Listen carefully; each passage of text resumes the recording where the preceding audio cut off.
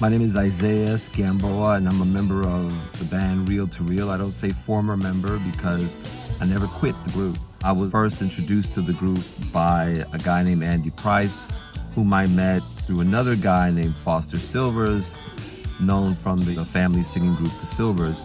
I wasn't initially interested in joining Reel to Reel, but the first rehearsal made me change my mind. Andy introduced me to Dominic, who then invited me to attend a rehearsal at St. Paul's Catholic School, which was the school that Dominic Leslie, Peter Leslie, and Matthew Leslie, the brothers, attended. They were rehearsing to a song called Uptown by the artist known as Prince.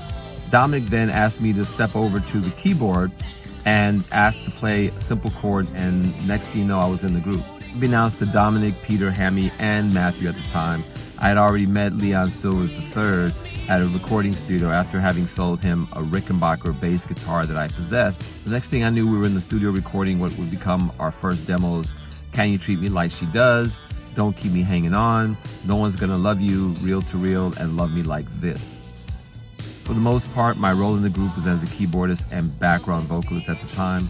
However, eventually those roles were expanded considerably. Pivotal moments and memories, I'd say being stood up by Leon the day that we thought we were going to be signing the Solar Records was right up there.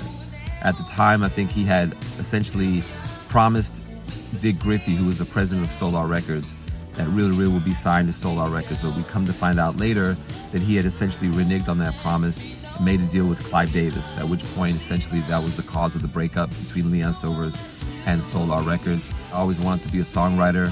I remember groups like The Temptations and Stevie Wonder as being people that I looked up to in terms of the quality of their songs and music. I didn't know at the time that Leon would take me under his wing and make me into essentially his protege.